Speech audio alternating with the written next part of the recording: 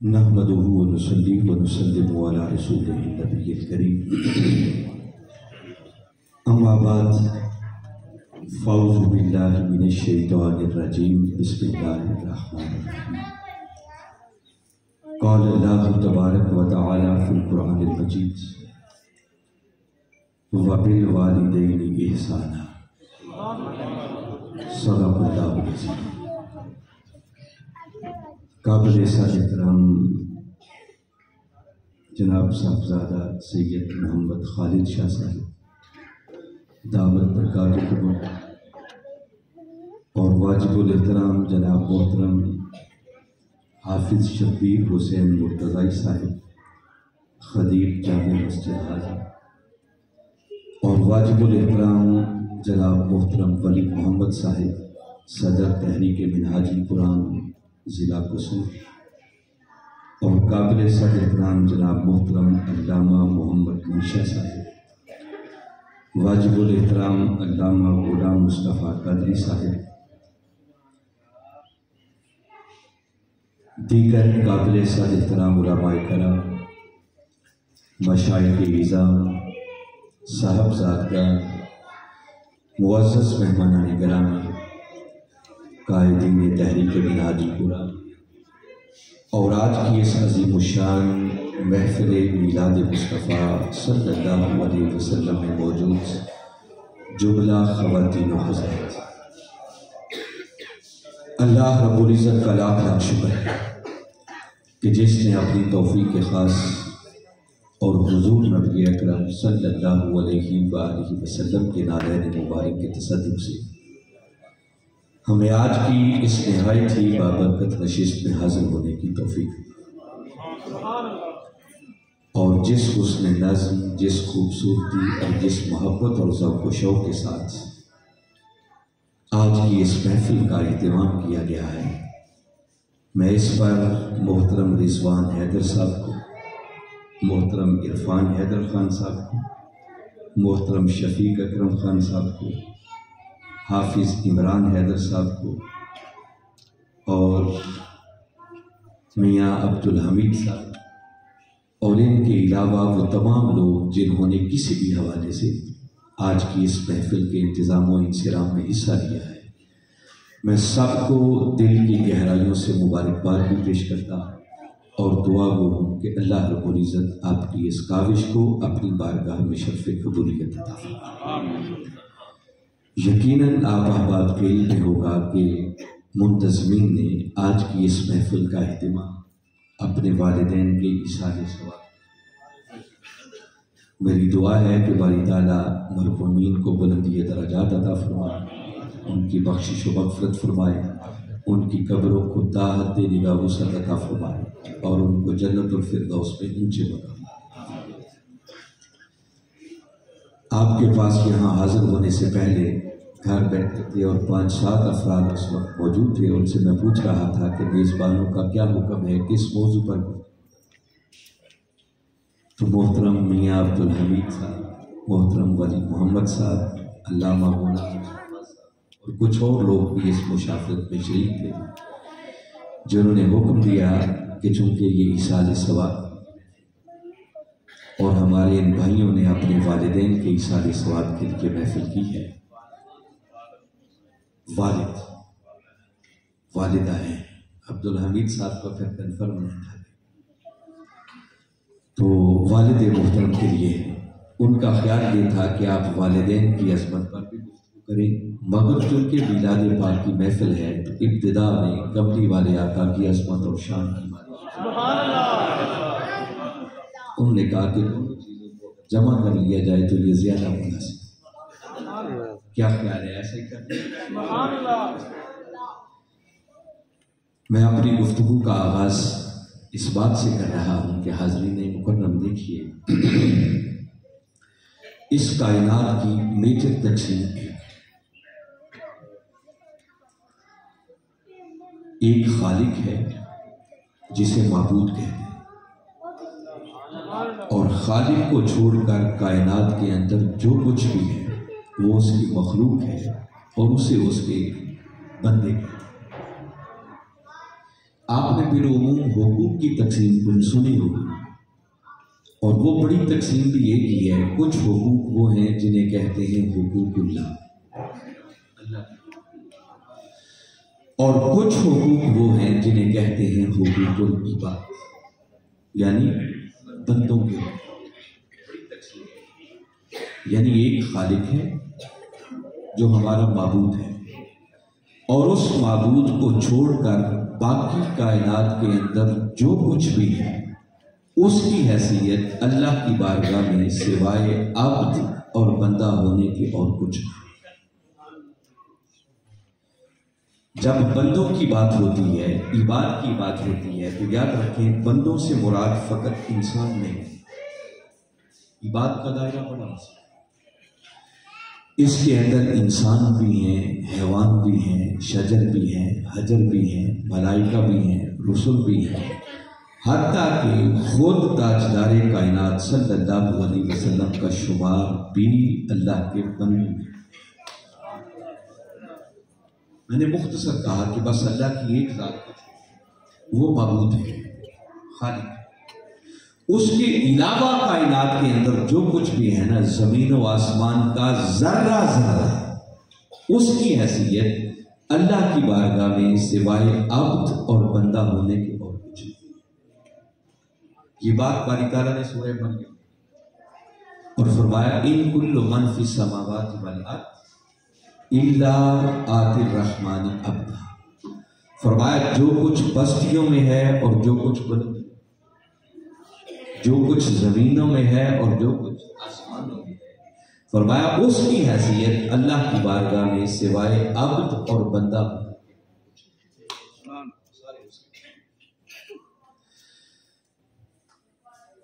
جب اس کے بندوں کو دیکھتے ہیں تو میں نے ایک جملہ بڑا الگ سے زور دے کر کہا کہ حتیٰ کہ خود تاجدار کائنات صلی اللہ علیہ وسلم کا شمار بھی اللہ کے، اور وہ اللہ کے ایک ایسے بندے ہیں کہ جب تک ان کے بندہ ہونے کی گواہی نہ دی جائے اس وقت تک کسی کو ایمان کی خیرات میسر نہیں ہے۔ کلمہ شہادت کے پہلے حصے میں ہم اللہ کے ایک ہونے کی گواہی دیتے ہیں، اس کی توحید کی بات کرتے ہیں، اور دوسرے حصے میں ہم کہتے ہیں وَأَشْهَدُ أَنَّ مُحَمَّدًا عَبْدُهُ وَرَسُولُهُ، کہ میں گواہی دیتا ہوں کہ بے شک محمد صلی اللہ علیہ وسلم اللہ کے برگزیدہ بندے اور آپ نے کبھی غور کیا کہ دیکھیے اس مقام پر بندہ ہونے کی گواہی پہلے ہے، رسول ہونے کی، تو کوئی راز تو اس بندگی کے اندر ہے کہ باری تعالیٰ نے اس بندگی پر، تو میں نے کہا کہ خالق کو چھوڑ کر کائنات کا ذرہ ذرہ وہ اللہ کی بارگاہ میں بندے کی عبد کی حیثیت ہے، اور خود تاجدار کائنات صلی اللہ علیہ وسلم کا شمار بھی اس کے۔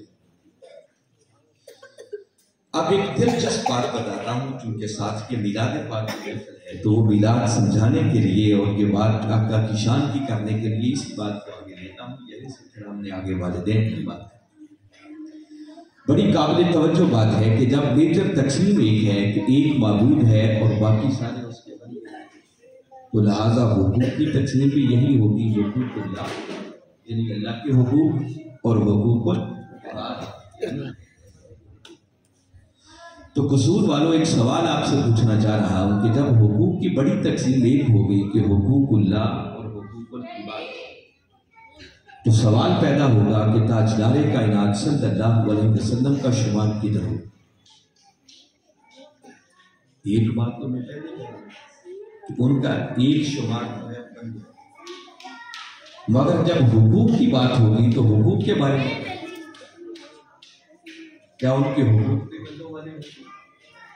بس یہ تاجدار کائنات صلی اللہ علیہ وسلم کے ایک منفرد شان بتا رہا ہوں کہ اس بات میں رتی برابر شک نہیں ہے کہ آپ کا شمار بندوں میں ہے، اور جب تک بندہ ہونے کی گواہی نہ دی جائے کسی کو ایمان کی خیرات نہیں ملے۔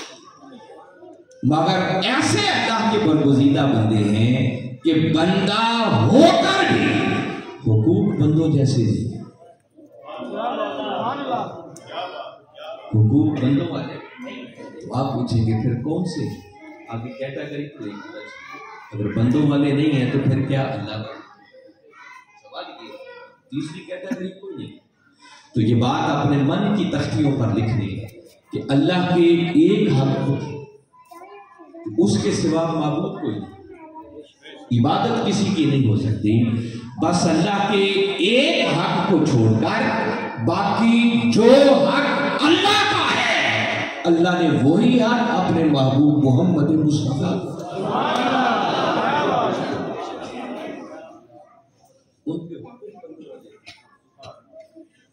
شمار بندوں میں ہے مگر حقوق بندوں جیسے نہیں۔ تو حقوق کون سے ہیں؟ بس اللہ کا ایک حق چھوڑ دیں گے، اس کے سوا کوئی نہیں، عبادت کسی کی، بس اس ایک حق کو چھوڑ کر باقی جو حق اللہ کا ہے، اللہ نے وہی حق اپنے محبوب محمد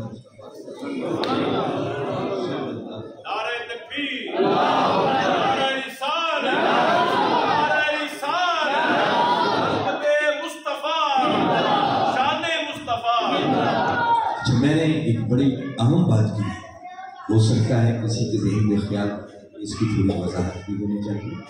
تو چلیں، میلاد آلریڈی ہمارا سبجیکٹ ہے، میں نے پہلی بات کی کہ آپ کے حقوق بندوں جیسے ہیں۔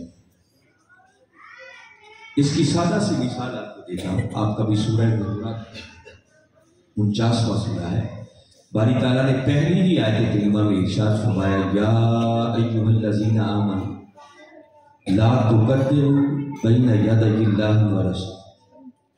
فرمایا اے ایمان والو، دیکھو کبھی اللہ اور اس کے رسول سے آگے نہیں۔ واتقوا اللہ، فرمایا اس بے ادبی کے حوالے سے ہمیشہ اللہ سے ان اللہ سمیع علیم، بے شک اللہ سب کچھ سننے والا بھی ہے اور سب کچھ۔ اب اس آیت کریمہ کے شان نزول میں مفسرین نے ایک بات کہا کہ ہوا یوں تھا کہ قربانی کا دن تھا اور تاجدار کائنات صلی اللہ علیہ وسلم نے ابھی اپنا قربانی کا جانور ذبح نہیں کیا تھا کہ کچھ صحابہ کرام نے اپنے جانور پہلے ذبح۔ انہوں نے جو جانور ذبح کیے تھے ان کی قربانیوں کے جانوروں میں کوئی نقص نہیں تھا، وہ قربانیوں کے لیے جائز تھا۔ انہوں نے باقاعدہ اللہ کا نام لے کر تکبیر پڑھتے جانور ذبح کیا، اور ان کی نیت میں بھی کوئی غلطی نہیں تھی، خالصتاً اللہ کی رضا کے لیے وہ ذبح کرتے، مگر نادانستہ طور پر فقط بھول اتنی ہو گئی کہ تاجدار کائنات صلی اللہ علیہ وسلم نے ابھی وہ جانور اپنا ذبح نہیں کیا تھا۔ بس یہ بات ہونے کی دیر تھی، اللہ رب العزت نے وحی بھیجی کہ محبوب، جن تیرے غلاموں نے تیرے قربانی کرنے سے پہلے جانور ذبح کر دیے ہیں، انہیں بتا دو کہ اللہ نے ان کی قربانیوں کو رد کر دیا۔ اور قرآن پاک کیا ہے؟ یا ایھا الذین آمنوا لا تقدموا بین یدی اللہ ورسولہ۔ اے ایمان والو، خبردار، اب آئندہ کبھی اللہ اور اس کے رسول سے آگے نہیں۔ مجھے بتائیے کائنات کے اندر کسی اور کا یہ حق ہے اس کا؟ دیکھیے، ایک جس نے آگے آنا ہے وہ تشریف لے آئے، 3-4 مرتبہ وہ گزارش کر چکے ہیں اور بار بار اشارے بھی نہیں ہونے چاہیے، اس سے پھر آپ توجہ بڑھتی ہے، آگے ہوتے ہیں، آپ ایک ہی بار آگے آتے ہیں، بچوں کو تھوڑا پیچھے کرتے ہیں، اور یہ باہر والے بچوں کو بھی اگر ایک بندہ کو جا کے کنٹرول کرے تاکہ الگ جلسہ نہ آئے۔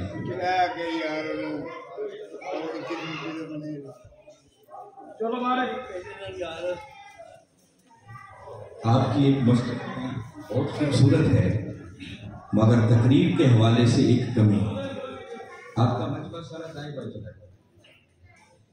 آئندہ جب کبھی اسٹیج بنایا کریں تو ایک سائڈ پہ بنایا کریں تاکہ گفتگو کرنے والے کے سامنے سارے لوگ بیٹھیں۔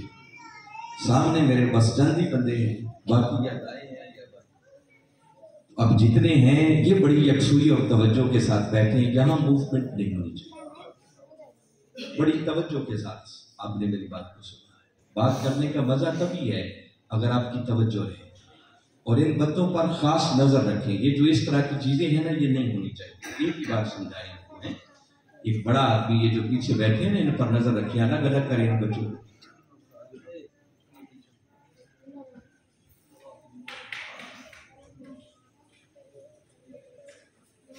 آپ اور آگے ہو جائیں، اور آگے آئیں۔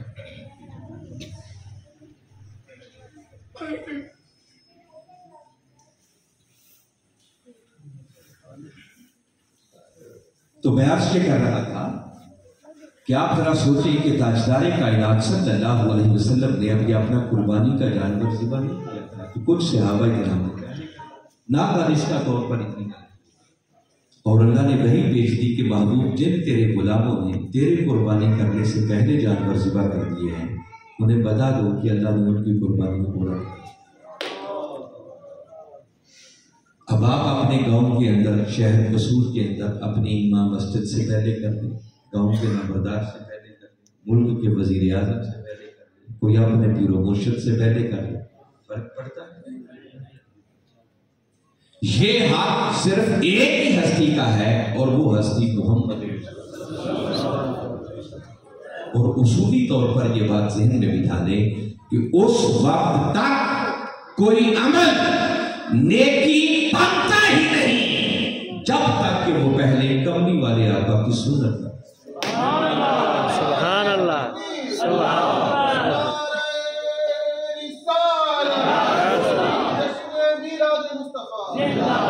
کوئی جاننا چاہے کہ نیکی کیا ہے اور گناہ کیا ہے، تو میں سادہ سا آپ کو تصور دے رہا ہوں، اور یہ بس جو کچھ تاجدار کائنات صلی اللہ علیہ وسلم نے کیا، بس وہ نیکی بن گئی، اور جسے رد فرما دیا وہ گناہ۔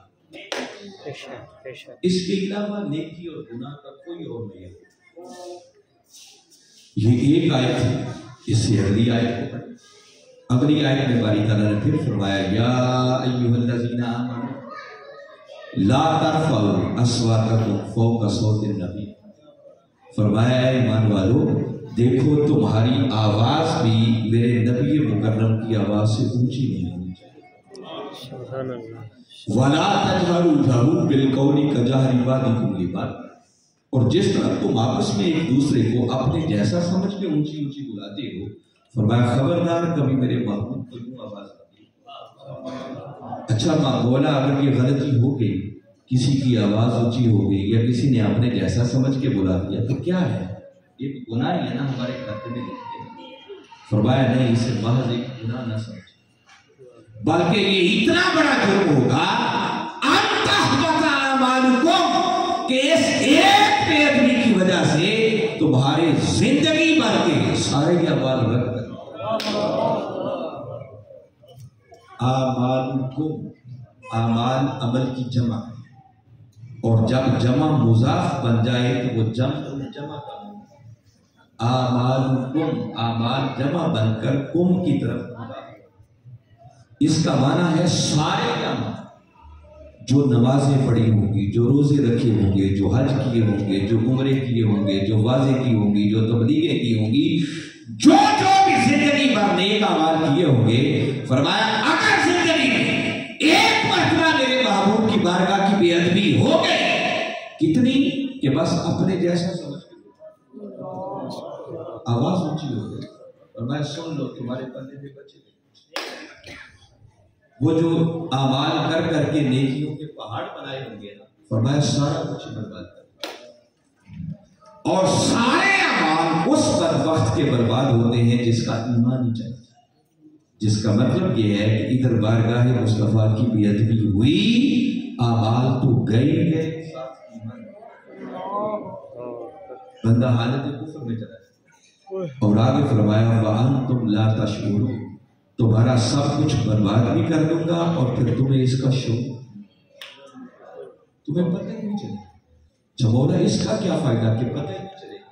فرمایا اگر کسی کو پتہ چل جائے کہ لٹ گیا ہے، بچے کچھ نہیں، سب کچھ ہی برباد ہو، تو ممکن ہے معافی مانگنے آ جائے، رو پڑے، گڑ گڑا پڑے، ترس آ جائے، معاف کرنا پڑے، فرمایا میری غیرت کو یہ گوارا ہی نہیں ہے کہ گستاخ میرے مصطفیٰ کا ہو اور پھر اسے توبہ کی۔ فرمایا ایسے بدبخت کا سب کچھ برباد بھی کر دیتا ہوں اور پھر قیامت تک اس کے لیے توبہ کا دروازہ بھی بند۔ ٹھیک ہے، دوسروں کے آداب بھی ہونے چاہیے، والدین کے آداب ہیں، بڑوں کے آداب ہیں، اساتذہ کے آداب ہیں، پیر و مرشد کے آداب ہیں۔ والدین کے سامنے بھی اونچا نہیں ہونا چاہیے، اساتذہ کے سامنے اونچا نہیں ہونا چاہیے، ان کو اپنے جیسا نہیں سمجھنا چاہیے، پیر و مرشد کو بھی اپنے جیسا نہیں سمجھنا چاہیے۔ مگر مجھے بتائیں کہ کائنات میں کوئی ایسا ہے کہ جس کے سامنے کو اونچا بولے تو بندے کا ایمان ہی چلا جائے؟ وہ بے ادبی شمار ہوگی، گناہ ضرور ہوگا، مگر ایسا نہیں ہوگا کہ زندگی بھر کے سارے اعمال ہی چلے جائیں اور بندہ حالت کفر میں چلا جائے اور اس کے لیے توبہ کرے۔ یہ حق کائنات میں اگر ہے تو وہ صرف ایک ہی ہستی ہے جس ہستی کا نام ہے محمد۔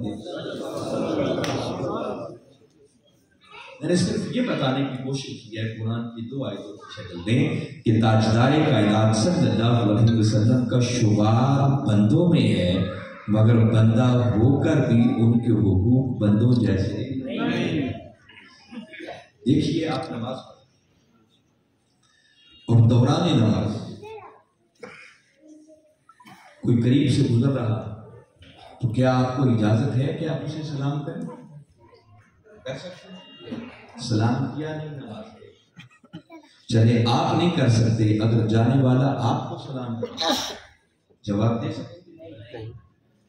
وہ نماز جس کے اندر کسی دوسرے کو نہ سلام کر سکتے نہ اس کے سلام کا جواب دے سکتے ہیں، قربان جائیں آقا کی شان پر کہ وہ نماز اس وقت تک کامل ہوتی ہی نہیں جب تک کہ پہلے کملی والے آقا کو سلام۔ سبحان اللہ، سبحان اللہ۔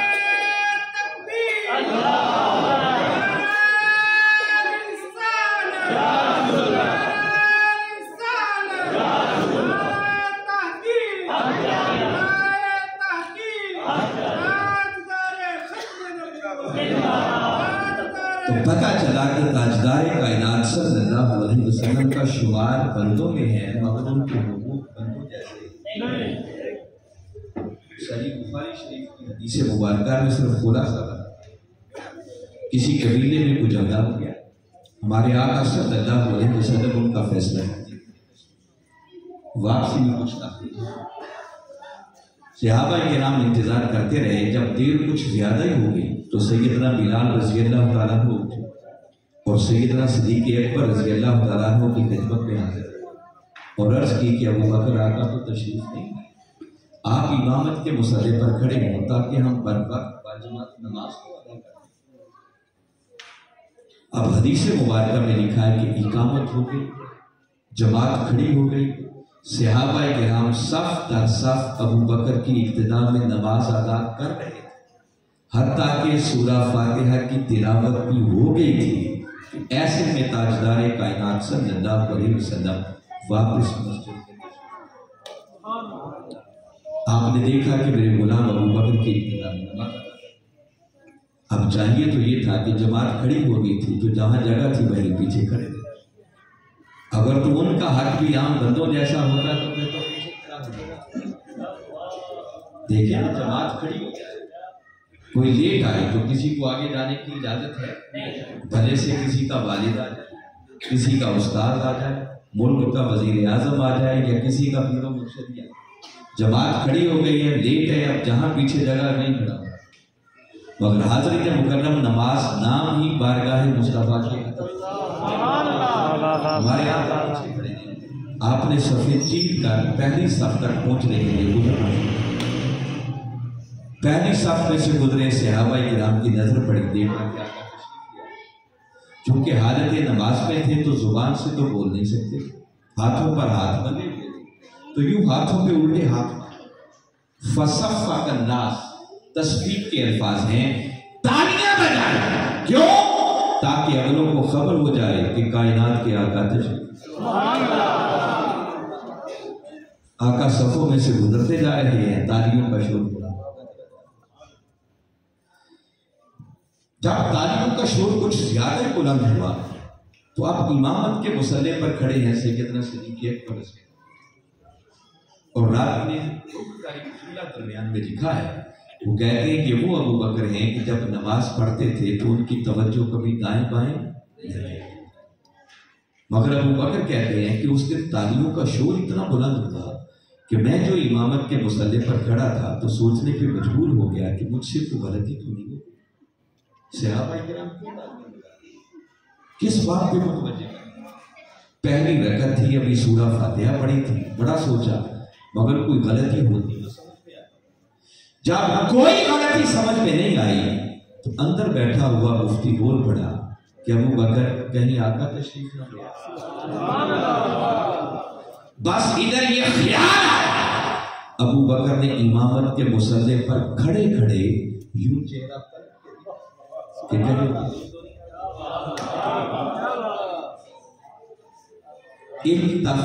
अबू बकर मुल्तफित हुए, मुतवज्जे हुए।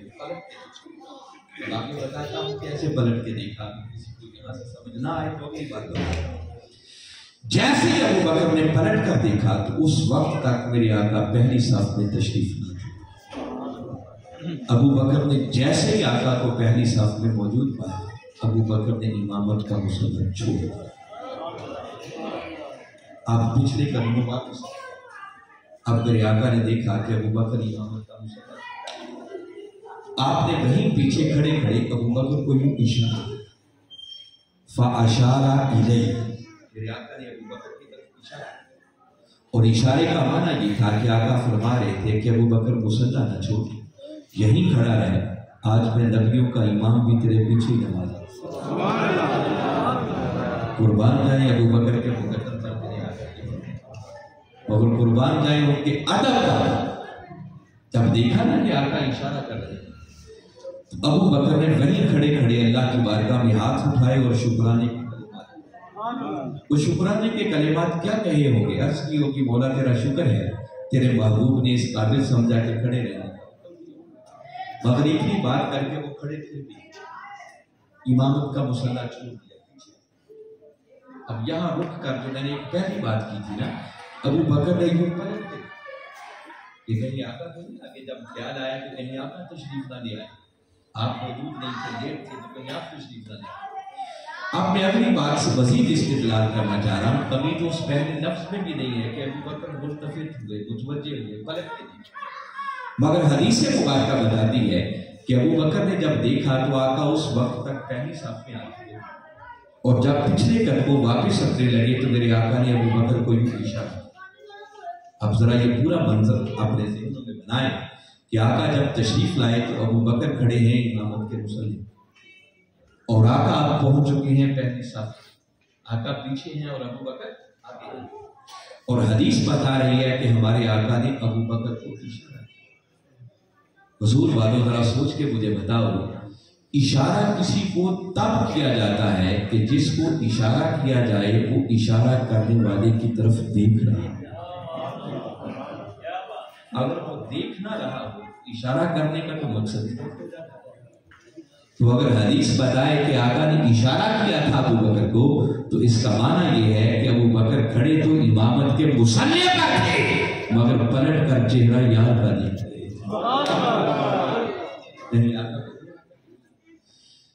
जैसे ही अबू बकर ने पीछे हटना चाहा और आका ने इशारा किया और उन्होंने शुक्राने के कलिमात कहे, तो इतने कलिमात कहकर अबू बकर मुसल्ले पर फिर भी खड़े नहीं, मुसल्ला छोड़ा और पिछली साफ हमारे आका सल्लल्लाहु अलैहि वसल्लम इमामत के मुसल्ले पर गए, जमात नमाज।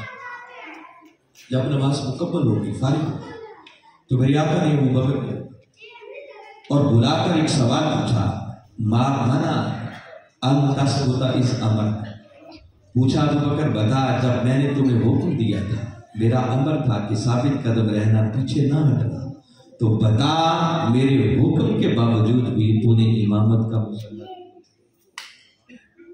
ये सवाल किया हमारे आका सल्लल्लाहु अलैहि वसल्लम। एक ईमान अफरोज बात यहाँ वक्त के मुजद्दिद हुजूर शेखुल इस्लाम प्रोफेसर डॉक्टर मोहम्मद ताहिर अल कादरी मद्दाजिल्लाह बुलानी इस हदीस की शरह करते हुए बड़ी खूबसूरत बात है।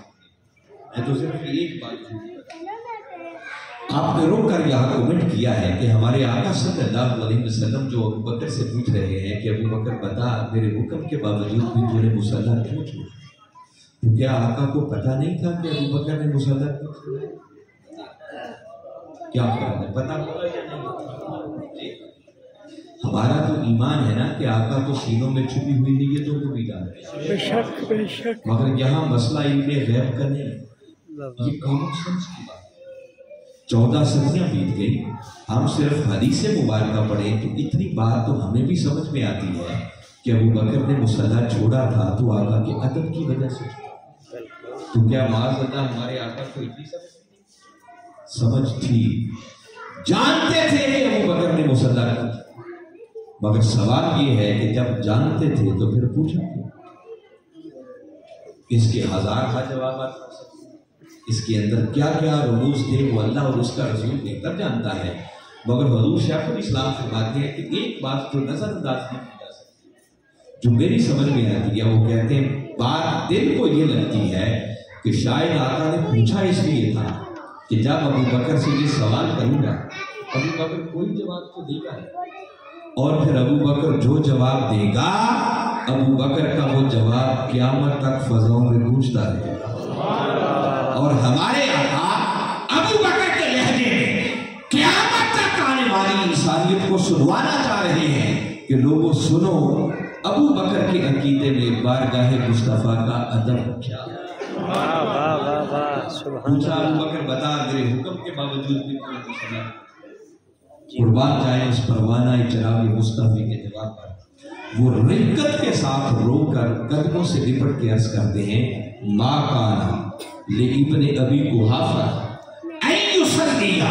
व बैना यदैहि रसूलिल्लाह, अर्ज करते आका आपका हुक्म सारा खोबर, लेकिन अबू कुहाफा के बछड़े अबू बकर की मजाल कहाँ कि हुजूर पीछे खड़े हुए।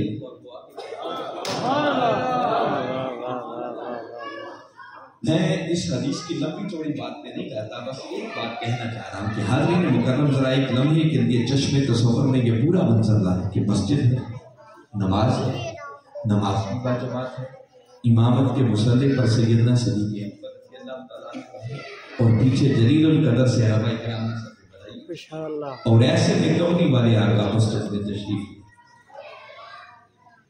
और जरा एक लम्हे के लिए पूरा मंजर अपने ज़हनों में बिठा के सोचे। अब सैयदना सिद्दीक़ अकबर रज़ियल्लाहु तआला अन्हु एक ऐसी सिचुएशन में, सूरत हाल ऐसी बन गई कि एक तरफ खुदा की नमाज जैसी इबादत और दूसरी तरफ बारगाह मुस्तफ़ा का अदब। अगर नमाज जारी रखें तो कमली वाले आका का अदब करें, और अगर अदब करने के लिए मुसल्ला छोड़े तो अबू बकर ने भी एक लम्हे के लिए सोचा तो होगा ना कि मैं अब करूं, खुदा की नमाज जारी रखूं या पहले बारगाह मुस्तफा का अदब, क्या क्या सोचा होगा ना। बस इधर सोचा ही होगी, उधर फिर उधर बैठा हुआ मुफ्ती बोल पड़ा होगा कि अबू बकर अगर नमाज रह गई तो कोई बात नहीं, कज़ा भी पढ़ी जा सकती है, मगर यार का अदब रह गया तो सुन ले जिंदगी भर की पड़ी हुई भी रद्द कर दी।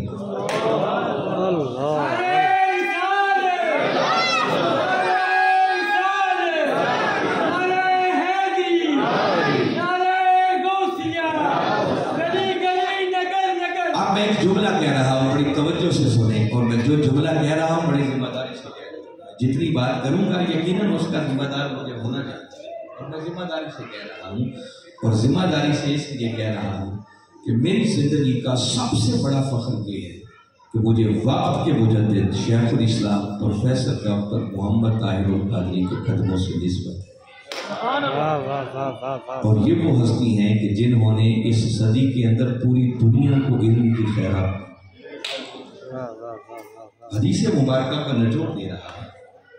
हाज़रीन मुकर्रम हदीस मुबारका बता रही है कि सैयदना सिद्दीक़ अकबर रज़ियल्लाहु तआला अन्हु ने खुदा की नमाज जैसी इबादत को बारगाह मुस्तफ़ा के अदब पे कुर्बान किया। یہ کیا یا نہیں؟ اب آپ مجھے سمجھائیں، جب کہ ابو بکر کا جواب بھی ہو گیا، ساری نماز کا عمل بھی ہو، تو میرے آقا نے اینڈ پہ آگے کوئی نہیں فرمایا کہ ابو بکر تو نے غلط یا صحابہ کرام کو آئندہ کے لیے فرمایا ہو کہ بھائی خبردار آئندہ ایسے یہ کوئی جملہ آگے نہیں ہوتا. بس ایک نصیحت میرے آقا نے اس موقع پر فرمائی، اور نصیحت یہ فرمائی کہ یہ جو تم نے تالیاں بجائی اگلوں کو متوجہ کرنے کے لیے، اس سے پہلے تک ایسے ہوتا، امام سے غلطی ہو جاتی یا کوئی اور ایسا واقعہ ہوتا اگلوں کو متوجہ کرنا ہوتا تو تالیاں بجائی. اس موقع پر میرے آقا نے صحابہ کرام کو سمجھایا کہ آج کے بعد اگر ایمان کو یا اگلوں کو کسی بات پر متوجہ کرنا ہو تو تالیاں نہیں بجانے، بلکہ اس کی بجائے سبحان اللہ، الحمدللہ، اللہ اکبر. تو آقا یہ سمجھا سکتے ہیں. تو اگر ابو بکر کا عمل غلط ہوتا، ان کا جواب غلط ہوتا، تو آقا کو اپنی بات تو مجھے بچائیے، کملی والے آقا سے ہٹ کر کائنات میں کسی اور کا ادب یوں کرنے کی اجازت ہے؟ یہ حق کائنات میں اگر کسی کا ہے تو ایک ہی ہستی ہے جس ہستی کو محمد مصطفیٰ. پورا سبجیکٹ میں نے صرف ایک رخ آپ کو بتایا ہے کہ تاجدار کائنات صلی اللہ علیہ وسلم کا شمار بندوں میں ہے، مگر بندہ ہو کر بھی ان کے حقوق بندوں جیسے.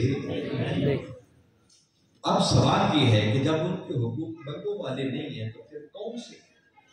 آگے کیٹاگری تو ایک ہی ہے، اور میں نے شروع میں ذمہ داری سے ایک جملہ کہہ دیا کہ ان کے حقوق بندوں والے نہیں ہیں، بس اللہ کے ایک حق کو چھوڑ دیں کہ اس کے سوا معبود کوئی نہیں ہے، عبادت کسی کی نہیں ہو سکتی، بس اس ایک حق کو چھوڑ کر باقی جو حق اللہ کا ہے، اللہ نے وہی حق اپنے محبوب محمد مصطفیٰ. آپ کہیں گے اس کی کوئی دلیل؟ تو آئیے ایک دلیل. قرآن پاک کا ایک مقام ہے جس میں باری تعالیٰ نے ایمان والوں سے خطاب کیا اور فرمایا یا ایھا الذین آمنوا اطیعوا اللہ واطیعوا الرسول واولی الامر منکم. یا باری تعالیٰ نے تین قسم کی اطاعت ہوگا. فرمایا اے ایمان والو، اللہ کی اطاعت کرو اور اس کے رسول کی اطاعت کرو، اور پھر تم میں سے جو صاحبان امر ہیں ان کی اطاعت. تین قسم کی اطاعت بڑی قابل توجہ بات ہے کی شان پہ آپ. صاحبان امر کون ہوتے ہیں؟ سادہ لفظوں میں اگر سمجھاؤں تو یوں سمجھیں کہ ہر جونیئر کا جو سینئر ہے وہ اس کے لیے صاحب امر. سادہ معنی یہ بتا رہا ہے، جو بھی آپ سے بڑے ہیں سینئر ہے وہ آپ کے لیے صاحبان امر. اولاد کے لیے والدین صاحبان، شاگردوں کے لیے اساتذہ صاحبان، اسٹاف کے لیے ان کا مینیجر، ان کا ہیڈ ماسٹر، ان کا پرنسپل وہ صاحب امر. عوام کے لیے ان کا حکمران وہ صاحب امر. مریدین کے لیے ان کا پیر، ان کا شیخ وہ صاحب امر. سادہ سی بات آپ. اب تین اطاعتوں کا باری تعالیٰ نے حکم دیا. فرمایا اے ایمان والو، اللہ کی اطاعت کرو، اس کے رسول کی اطاعت کرو، اور تم میں سے جو صاحبان امر ہیں ان کی اطاعت. مگر آیت کریمہ کے کلمات پہ غور کریں. جب اللہ کی اطاعت کی بات ہوئی تو باری تعالیٰ نے فرمایا اطیعوا اللہ، اللہ کی. پھر جب اس کے رسول کی اطاعت کی باری آئی تو باری تعالیٰ نے پھر یہ کلمہ دہرایا. فرمایا وَأَطِیعُوا الرَّسُولَ، اور اللہ کی بھی اطاعت اور اس کے رسول کی بھی اطاعت. تو جو اطیعوا اللہ کے ساتھ ہے وہی اطیعوا الرسول کے ساتھ. اطیعوا اللہ وَأَطِیعُوا الرَّسُولَ. مگر جب تیسرے طبقے کی بات آئی، تیسری بار باری تعالیٰ نے اطیعوا کا لفظ ریپیٹ نہیں. آیت کریمہ کو پھر سنیں، میں ریلیونٹ حصہ پڑھ رہا ہوں. اطیعوا اللہ واطیعوا الرسول واولی الامر منکم. تیسری مرتبہ مفسرین نے اس پر بحث کی. کوئی کہے کہ بھئی اتیو کا تیسری مرتبہ کلمہ اس لیے نہیں آیا کہ چونکہ ایک بار پہلے آ گیا تھا اسی میں شامل ہو گئی ہے، تو بھئی اگر ہم اس میں شامل ہو سکتے ہیں تو رسول کو بھی اسی میں شامل ہو، ایک ہی اتیو ہوتا، اتیو اللہ والرسول واللہ، مگر نہیں، باری تعالیٰ نے جیسا اتیو اپنے لیے استعمال کیا ویسا ہی اتیو اپنے رسول کے لیے۔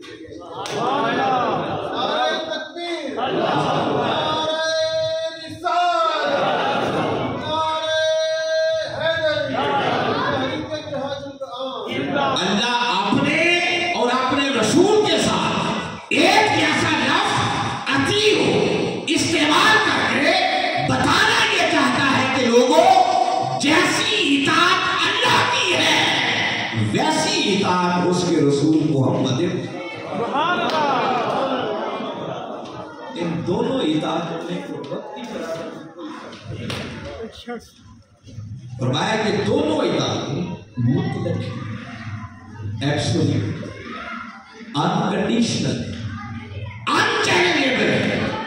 جیسے اللہ کا کوئی حکم آ جائے تو کوئی اف اور بٹ کی گنجائش نہیں بچتی، اللہ جب جس لمحے جو حکم دے دے بس آنکھیں بند کر کے اس کے سامنے سرے تصدیق، سرے بھی انحراف کی کوئی گنجائش کہ بندہ روک کے سوچے کہ عقل مانتی بھی ہے یا نہیں، فرمایا تمہاری عقل مانے یا نہ مانے اللہ کا حکم ہے بس اللہ کا حکم۔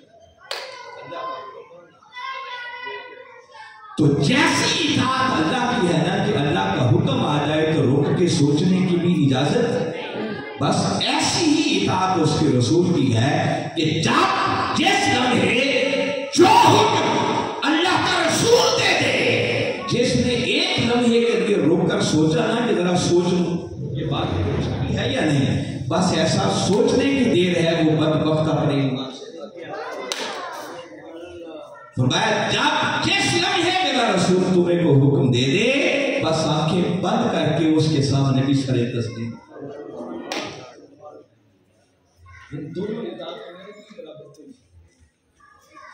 اور تیسری جو اطاعت فرمائی کہ جو صاحبان امر ہیں ان کی بھی اطاعت کرو، ان کے ساتھ اتیو کا لفظ دہرایا کیوں نہیں؟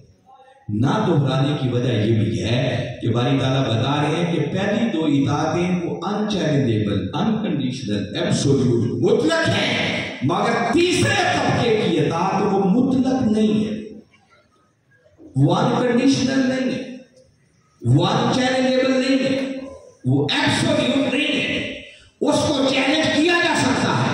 فرمایا اللہ اور اس کے رسول کو چھوڑ کر کائنات کے اندر جو کوئی جو حکم تمہیں دے اگر وہ اللہ اور اس کے رسول کے احکامات کے تابع ہے تو اس کی اطاعت ہوگی، اگر اس سے ہٹ کر کوئی حکم ہے تو بڑے سے تمہارا پیر و مرشد ہی کوئی نہیں اس کو اٹھا کے۔ تو تیسرے طبقے کی اطاعت انکنڈیشنل نہیں ہے، چیلنجیبل ہے، اس کو چیلنج کیا جا سکتا ہے، اس کو دیکھا جائے گا وہ اللہ اور اس کے رسول کے تابع ہے تو اس کی اطاعت ضروری، اور اگر اللہ اور اس کے رسول کے تابع نہیں ہے تو بڑے سے کوئی بھی ہو اس کی اطاعت کرنا ثواب نہیں ہوگا، ثواب نہیں ہوتا ہے۔ اب میں جسٹ ایک مثال دے دیتا کہ کمری والے آقا صلی اللہ علیہ وسلم جب جس لمحے جو حکم دیتا بالعموم آپ لوگوں کے ذہنوں میں ہوگا کہ یہ جو کچھ چیزیں حلال ہیں کچھ حرام ہیں یہ اللہ کے کرنے سے، اس میں کوئی شک نہیں ہے کہ اللہ جسے حلال کہہ دے وہ حلال، جسے حرام کہہ دے وہ حرام، ایسے ہی۔ مگر آپ کبھی سورہ اعراف کو پڑھیں، لمبی آیت ہے جس میں ساری آقا کی شانیں بیان ہیں، مگر میں صرف ریلیونٹ حصے تک لانے کے لیے برکت کے لیے آیت کو نہیں پڑھتا ہوں کیونکہ آیت ہی فرمایا الذین یتبعون الرسول النبی الذی یجدونہ مکتوبا عندہم فی التوراۃ والانجیل یأمرہم بالمعروف وینہاہم عن المنکر، اور آگے فرمایا وَیُحِلُّ لَهُمُ الطَّیِّبَاتِ وَیُحَرِّمُ عَلَیْکُمُ الْخَبَائِثَ۔ فرمایا یہ رسول وہ ہے کہ جو پاک چیزوں کو ان کے لیے حلال کرتا ہے، کیا کرتا ہے؟ پاک چیزوں کو ان کے لیے حلال حلال کرتا ہے اور ناپاک چیزوں کو ان پر حرام کرتا ہے۔ کون کرتا ہے؟ اللہ نہیں، کون؟ رسول کرتا ہے۔ جس کا مطلب باری تعالیٰ نے اپنے محبوب کی شان میں یہ کلمات وارد کر کے بتا دیا کہ لوگوں جس طرح حلال اور حرام خدا کے کرنے سے ہوتا ہے، اسی طرح کملی والے آقا جس شے کو حلال کہتے ہیں وہ حلال ہو جائے گی، جسے حرام کہتے ہیں یہ شان کائنات میں اگر حاصل ہے تو صرف ایک ہی ہستی ہے، جس ہستی کا نام محمد مصطفیٰ۔ اللہ کے حلال اور حرام کی تو سمجھ ہے۔ دیکھیے میں نے کہا تھا کہ جب تیسرا طبقہ آ جائے گا نا صاحبان امر کا، ان کا جو حکم بھی ہوگا نا اس کی اطاعت کرنے سے پہلے اس کو پرکھا جائے گا، اس کو دیکھا جائے گا کہ یہ اللہ اور اس کے رسول کے احکامات کے مطابق ہے یا نہیں۔ اگر کہیں ٹکراؤ آئے گا تو بھلے سے کوئی بھی ہو اس کو رد کر دیا جائے گا، پھینک دیا جائے گا، مگر کملی والے آقا اس سے مستثنی۔ اب قرآن پاک کہتا ہے کہ ہر مردار یہ حرام ہے، جس کو آپ ذبح نہ کر سکیں اور وہ چیز مر گئی۔ کس کا حکم ہے؟ اللہ نے ہر مردار کو حرام کیا، مگر قربان جائیں کملی والے آقا۔ میرے آقا نے فرمایا بجا، اللہ نے فرمایا ہر مردار حرام ہے، مگر میں محمد مصطفیٰ مچھلی کو تمہارے لیے حلال کرتا ہوں۔ ابھی میاں عبد الحمید صاحب نے ہمیں بڑی شاندار مچھلی آئی، تو وہ جو مچھلی ہم نے کھائی ہے اس کو ذبح کر دیا، وہ کیسے حلال؟ وہ کملی والے آقا کے کرنے سے۔ ان کے حکم کو یہ نہیں دیکھا جائے گا کہ اللہ نے بھی کیا ہے یا نہیں، بس جس وقت جب کملی والے آقا کی زبان اقدس سے جو نکل گیا بس آنکھیں بند کر کے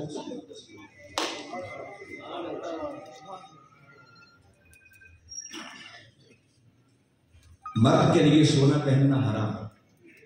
ایسے ہی جائیے پورے قرآن کو پڑھ لیں، اللہ نے قرآن میں تو کہیں نہیں لکھا کہ سونا پہننا مرد کے لیے حرام، تو کیسے ہو گیا مرد کے لیے سونا پہننا؟ تو مردوں کے لیے سونا پہننا حرام ہوا تو خدا کے کرنے سے نہیں بلکہ محمد مصطفیٰ، جسے چاہیں حلال کر دیں، جسے چاہیں۔ ایک حکم جاری کیا مردوں کے لیے سونا پہننا حرام ہو گیا، مگر قربان جائیں ہجرت کی رات جب میرے آقا سیدنا صدیق اکبر رضی اللہ تعالیٰ عنہ کے ساتھ جا رہے تو کافروں نے پیچھے اعلان کر دیا تھا کہ معاذ اللہ جو ان کو گرفتار کر کے لائے گا اس کو بڑا انعام دے دے، لوگ آپ کی تلاش کریں۔ ایسے میں ایک شخص تلاش کرتے کرتے میرے آقا کے پیچھے، اور سیدنا صدیق اکبر رضی اللہ تعالیٰ عنہ نے جیسے ہی دیکھا، اتنا قریب آ چکے تھے، ان سے باہم بات ہو سکی، تو میرے آقا نے سیدنا صدیق اکبر رضی اللہ تعالیٰ عنہ آقا سے عرض کرنے لگے کہ آقا میرے آقا نے پلٹ کر پوچھا، اس سے بات کی کہ کس نیت سے آئے؟ وہ سن کے ساتھ کہنے لگا کہ معاذ اللہ آپ کو پکڑنے گا۔ بس میرے آقا نے ایک توجہ اور اس کو گھوڑے سمیت پتھریلی چٹانوں میں ڈھانسا۔ جیسے اس نے موت کو آنکھوں کے سامنے رقص کرتے ہوئے دیکھا، ہاتھ باندھ کے کھڑا ہو گیا کہ آقا غریب آدمی تھا، لالچ میں آ گیا، بس کرم فرما کے اس مصیبت سے نجات دے دیں، پلٹ کے چلا جاؤں گا، کسی کو بتاؤں گا۔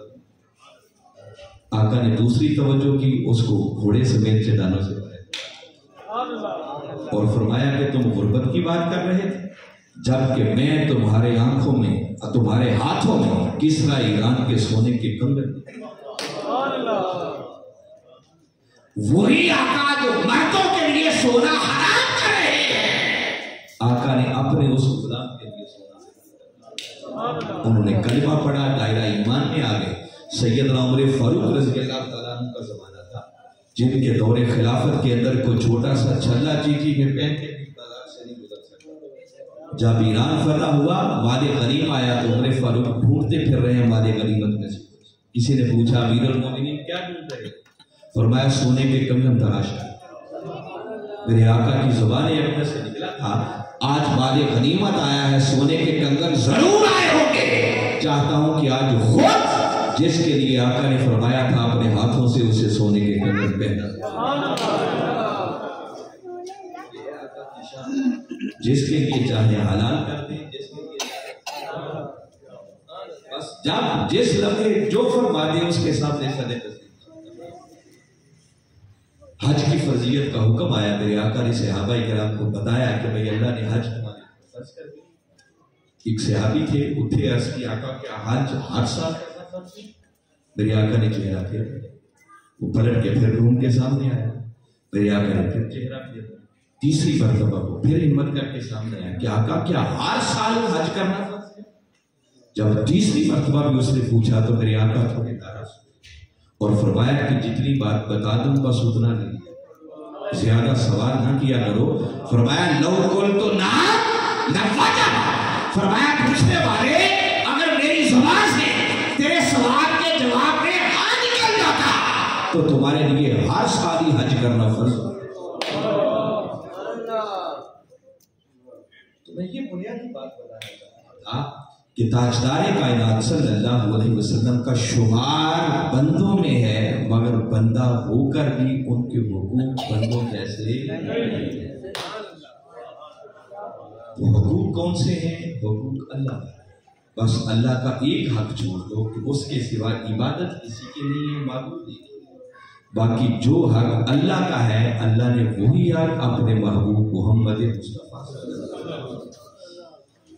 ابن تیمیہ انہوں نے اپنی کتاب الصارم المسلول کے اندر بتایا فقط اقامہ اللہ مقام نفسہ فی امرہ و بیانہ و اخبارہ فلا یجوز ان یفرق بین اللہ والرسول فی شیء من ذلک۔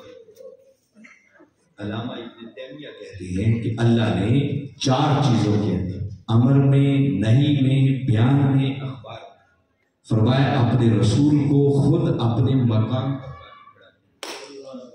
لہذا ان امور کے اندر جائز ہی نہیں ہے کہ اللہ اور اس کے رسول کے درمیان کوئی فرق۔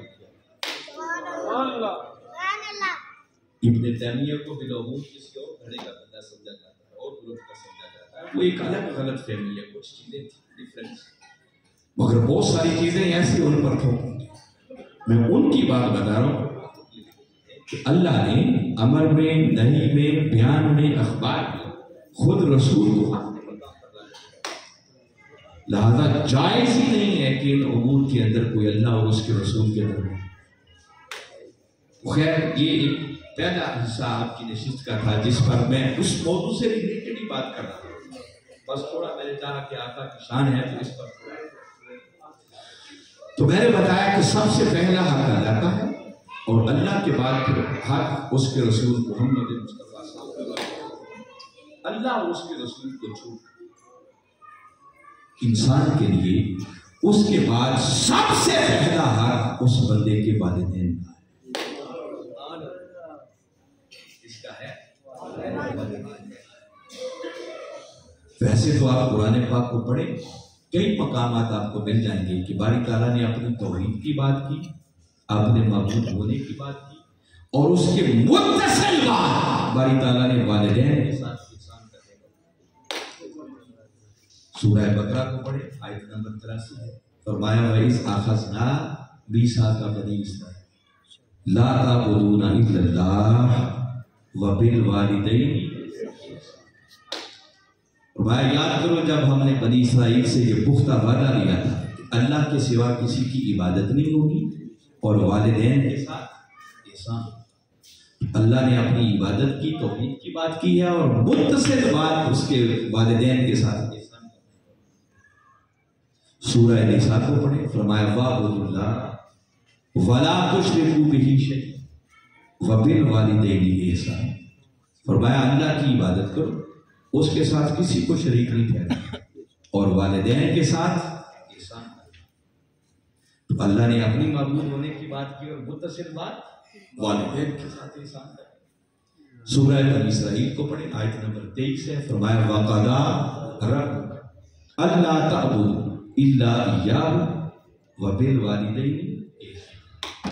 اللہ نے قطعی طور پر یہ فیصلہ کر دیا ہے کہ اس کے سوا کسی کی عبادت نہیں ہوگی، اور والدین کے ساتھ احسان کیا۔ تو بس اللہ کی بات آ گئی تو اللہ اور اس کے رسول کو جدا نہیں کرنا، بس اللہ آ گیا تو اللہ کے ساتھ اللہ اور اس کے رسول کے بعد جو پہلا حق بندے کے لیے ہے وہ بندے کے والدین۔ اور آج آپ کو ایک دلچسپ بات بتا رہا ہوں، یاد رکھیں قرآن پاک کے اندر باری تعالیٰ نے قریبی رشتہ داروں کا حق ادا کرنے پر بڑا زور دیا۔ اور آج آپ کو ایک بڑی لطیف بات قرآن پاک میں بتا رہا ہوں، سورہ روم قرآن پاک کا 30واں سورہ ہے اور اس کی آیت نمبر ہے 38۔ باری تعالیٰ نے اس مقام پر ارشاد فرمایا فآتی ذی القربی حقہ والمسکین وابن السبیل، 3 قسم کے حقوق ادا کرنے کا فرمایا سب سے پہلے نمبر پر اپنے قریبی رشتہ داروں کا حق ادا۔ بولیے کن کا؟ فآتی ذی القربی حقہ، قریبی رشتہ داروں کا، والمسکین پھر مسکینوں کا، وابن السبیل پھر مسافر یعنی مہمان کا، اور 3 قسم کے حقوق ادا کرنے کا حکم دے کر آگے باری تعالیٰ نے فرمایا رالی کا خیر، فرمایا یاد رکھو یہ 3 کام بڑے خیر کے۔ اب ذرا ایک لمحے کے لیے سوچیں کہ ان کاموں کے اندر کتنی کی خیر ہوگی کہ جن کاموں کے اندر خیر کا ذکر وہ خدا ہو کے کر رہا۔ اچھا مولا کن کے لیے خیر کی ہیں؟ یہ کلمات جو قرآن کے ہیں من کی ترتیب، فرمایا ذالک کا خیر للذین یریدون وجہ اللہ۔ 3 لفظ ہیں، میں تینوں کا معنی بالکل آپ کے من میں اتارنا چاہتا ہوں۔ وجہ، اس کا معنی ہوتا ہے چہرہ۔ بولیے کیا معنی ہے؟ چہرہ۔ جب آپ نے کہا وجہ اللہ تو کیا معنی بنا؟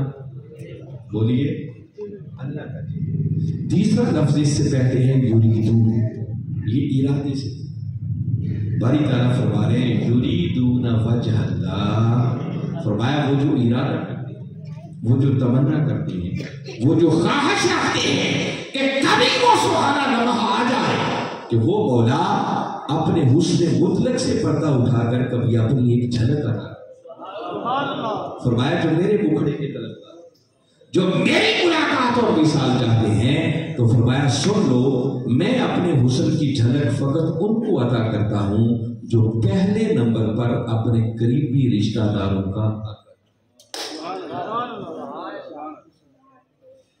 اور مجھے اتنا بتا دیں کہ اگر مولا پردے اٹھا کر کسی بندے کے سامنے ذرا سوچیں اس سے آگے بھی کوئی ڈگری پاس کرنے والی بچی آگے بندہ کہاں جا رہا ہے، اور وہ بتا رہا ہے کہ یہ مقام میں ان کو عطا کرتا ہوں جو سب سے پہلے نمبر پر قریبی رشتہ داروں کا عطا کرتے ہیں۔ اور قصور والوں سن لو والدین کا شمار قریبی رشتہ داروں میں نہیں ہے۔ کی بات بتا یہ غلط فہمی آج دور کر لیں، والد کوئی تمہارے رشتہ دار نہیں، والدین کو کبھی رشتہ داروں میں شمار نہیں کرنا۔ والدین یہ تو وہ منبع ہے، مصدر ہے، وہ سات چشمہ ہے جہاں سے ہر رشتہ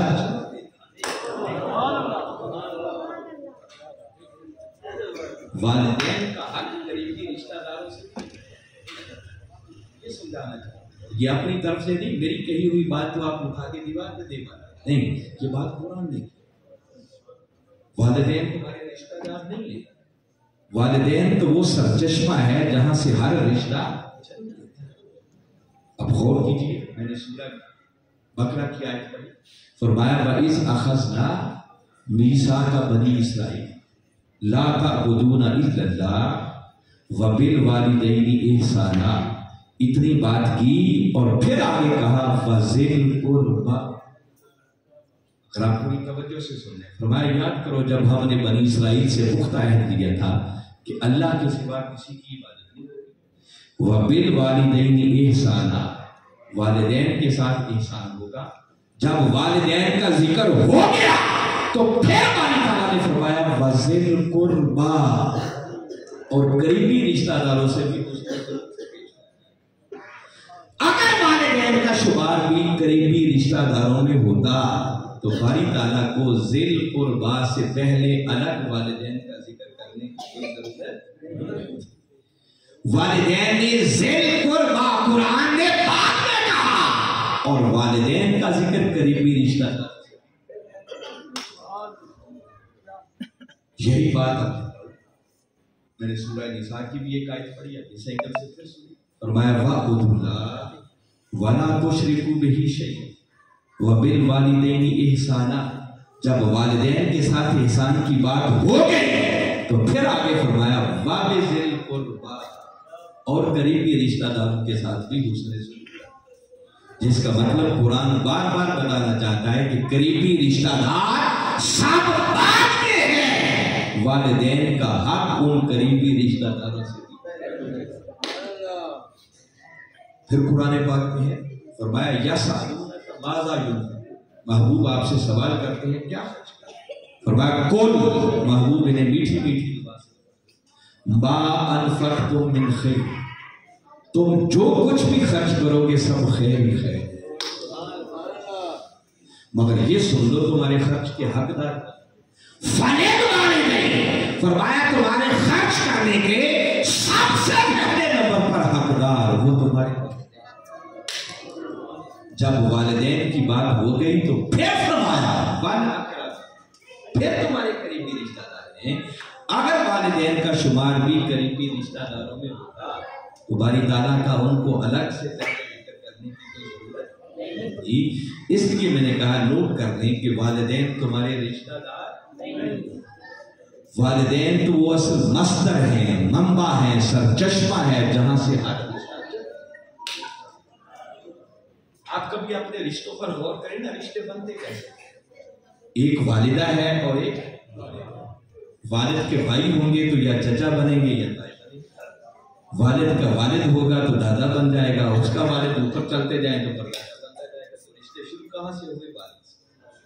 پھر آگے آپ کے چچے تائی ہیں تو ان کے جو بچے ہوں گے وہ آپ کے کزنز بنتے چلے جائیں، پھر والد کی بہنیں ہوں گی وہ آپ کی پھوپھیاں بن جائیں، ان کے بچے ہوں گے وہ الگ کزن آپ کے بنتے چلے جائیں۔ یہ بھی ایسے رشتوں کا ایک سلسلہ ہے۔ پھر ماں کی طرف آ جائیں، ماں کے بھائی ہوں گے تو آپ کے ماں بن جائیں، بہنیں ہوں گی آپ کی خالائیں بن جائیں گی، ان کے بچے ہوں گے وہ سارے آپ کے کزن بنتے چلے جائیں، ماں کی ماں ہوں گی وہ نانی بن جائے گی، والد ہوگا وہ نانا بن جائے گا۔ تو سارے رشتے وہ تو پیدا ہی ماں اور باپ سے۔ اس لیے میں بتا رہا ہوں کہ والدین تمہارے رشتہ دار نہیں ہیں، والدین تو وہ سرچشمہ ہے جہاں سے ہر رشتہ۔ تو والدین کا حق اللہ اور اس کے رسول کے بعد بندے کے لیے سب سے ضروری جس کا حق ادا کرنا ہے وہ بندے کے بعد۔ اب میں صرف ایک آیت کریمہ پر تھوڑی سی روشنی ڈالتا ہوں، وقت خاصا زیادہ ہو رہا ہے اور میں امید کرتا ہوں کہ انشاءاللہ آج وہ سنیں گے تو آپ کے ایمان پر ایک بہار۔ میں گفتگو کے لیے صرف ایک آیت کریمہ اور ایک مقام منتخب کیا ہے، وہ سورہ بنی اسرائیل 17واں سورہ ہے، اس کی آیت نمبر 23، 24 اور 25 تین آیات کو پڑھیے گا۔ باری تعالیٰ نے بڑے ایک عجیب انداز میں بات کی، فرمایا وَقَضَىٰ رَبُّكَ أَلَّا تَعْبُدُوا إِلَّا إِيَّاهُ وَبِالْوَالِدَيْنِ إِحْسَانًا۔ قضا یہ بڑا خاص لفظ ہے، اس کا معنی ہے کہ اللہ نے قطعی طور پر فیصلہ کر دیا۔ یہ لفظ قرآن میں بار بار استعمال نہیں، یہیں سے قاضی کا لفظ ہے، یہیں سے یہ قضا کا لفظ ہے۔ اس کا معنی یہ ہے کہ ایسا فیصلہ جس میں نظر ثانی کی بھی کوئی گنجائش نہیں، اسے کہتے ہیں قضا۔ وَقَضَىٰ رَبُّكَ، فرمایا بندے تیرے رب نے قطعی طور پر فیصلہ کیا فیصلہ کیا ہے؟ اللہ تعبدوا الا ایہ، فرمایا ایک تو اس نے فیصلہ یہ کر دیا ہے کہ اس کے سوا کسی کی عبادت نہیں، اور ساتھ دوسرا فیصلہ فرمایا دوسرا فیصلہ یہ کیا ہے وَبِالْوَالِدَيْنِ إِحْسَانًا، کہ والدین کے ساتھ احسان۔ فرمایا یہ دو فیصلے اللہ نے ایسے کر کہ ان میں نظر ثانی کی بھی کوئی گنجائش، اللہ کے سوا کسی کی عبادت نہیں، اور والدین کے ساتھ احسان سے کم درجے کی نیکی گوارا نہیں۔ والدین کے ساتھ کیا ہوگا؟ بولیے، اب سنیں، آپ کو سمجھ آئے گی۔ قرآن نے احسان کا لفظ استعمال ہے، ایک ہوتا ہے عدل اور ایک ہوتا ہے احسان۔ آپ کو سادہ سی معنی بتاتا ہوں تاکہ جلدی بات سمجھ آئے۔ اگر کسی کو اس کے حق کے برابر دیا جائے، جتنا کسی کا حق بنتا اگر اس کے حق کے برابر دیں تو اسے کہتے ہیں عدل۔ اور عدل احسان میں تب بدلتا ہے جب کسی کو اس کے حق سے بات سمجھ آ رہی ہے؟ عدل ہے کسی کو اس کے حق کے برابر دے، اور احسان تب بنتا ہے جب کسی کو اس کے حق سے۔ اور باری تعالیٰ نے جتنی بار لفظ استعمال کیا ہے، والدین کے ساتھ عدل کا حکم نہیں دیا، والدین کے ساتھ احسان۔ ذرا آنکھیں بند کر کے ایک لمحے کے لیے سوچیں کہ والدین اولاد کے لیے جو کچھ کرتے ہیں، کوئی ہے جو کہے کہ میں نے والدین کا حق ادا کر سکتا ہے؟ تو حق ادا۔ ایک شخص تھا، اس نے گرمیوں کے موسم میں تپتے ہوئے پتھر، اور اتنے تپتے ہوئے پتھر کہ اگر گوشت ان پر ڈالا جاتا، ایسے پتھروں پر اپنی والدہ کو کندھوں پر سوار کر کے سفر کیا، اور پھر اللہ کے گھر کا طواف۔ جب طواف کروا لیا تو قبلی والے آقا صلی اللہ علیہ وسلم کی خدمت پہ حاضر ہو کر عرض کرنے لگا کہ آقا، کیا میں نے اپنی والدہ کا حق ادا کیا؟ میرے آقا نے سنا تو سن کر فرمایا کہ حق ادا کرنے کی بات کرنے والے، تیری والدہ نے جب تجھے جنم دیا تھا نا، تو اس وقت جو تکلیف کے جھٹکے محسوس کیے تھے، ان جھٹکوں میں سے کسی ایک جھٹکے کا بھی حق ادا ہو جائے تو بڑی بات ہے۔ تو میں کہنا یہ چاہ رہا ہوں کہ والدین اولاد کے لیے جو کچھ کرتے ہیں نا، اولاد ساری زندگی الٹا لٹک کر بھی والدین کی خدمت کرے تو وہ تو عدل بھی نہیں بنتا، جی جائے گی۔ اور باری تعالیٰ فرما کیا رہے ہیں کہ والدین کے ساتھ کیا ہوگا؟ احسان۔ اور فرمایا کہ ایسا فیصلہ کر دیا ہے کہ اس پر نظر ثانی کی بھی کوئی گنجائش نہیں، سارے وہ انحراف کی کوئی گنجائش نہیں، اس سے کم درجے کی نیکی گوارا نہیں۔ اب دو فیصلے کیے ہیں، ذرا غور کریں معاملے کی نزاکت کے ساتھ۔ فرمایا بندے، تیرے رب نے قطعی طور پر فیصلہ کر دیا ہے کہ اللہ کے سوا کسی کی عبادت نہیں۔ اب مجھے بتائیے، جو پہلا فیصلہ ہے کہ اللہ کے سوا کسی کی عبادت نہیں ہوگی، کوئی اشارتاً کنایتاً کوئی دائیں بائیں سے ہیل و حجت کے ذریعے کسی کی عبادت کی گنجائش نکال سکتا ہے؟ کوئی تھوڑی بہت نہیں نکلتی۔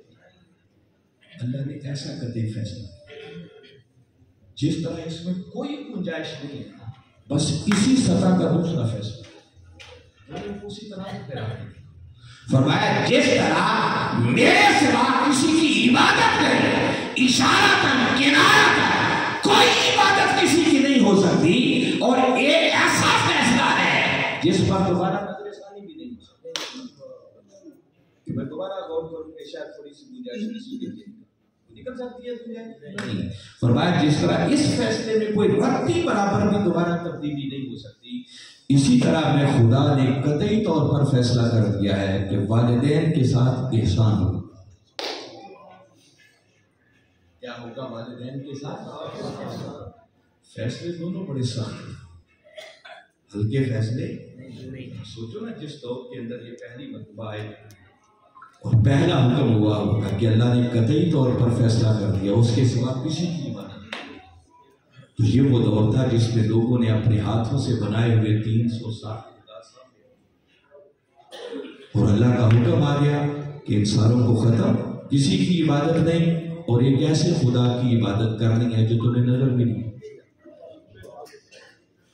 نہ تمہیں دکھائی دیتا ہے، نہ تمہیں سنائی دیتا ہے۔ تو سامنے نظر آنے والے خداؤں کو چھوڑ کر ایک ایسے خدا کی عبادت کرنا جو نہ دکھائی دے نہ سنائی دے، یہ کوئی آسان کام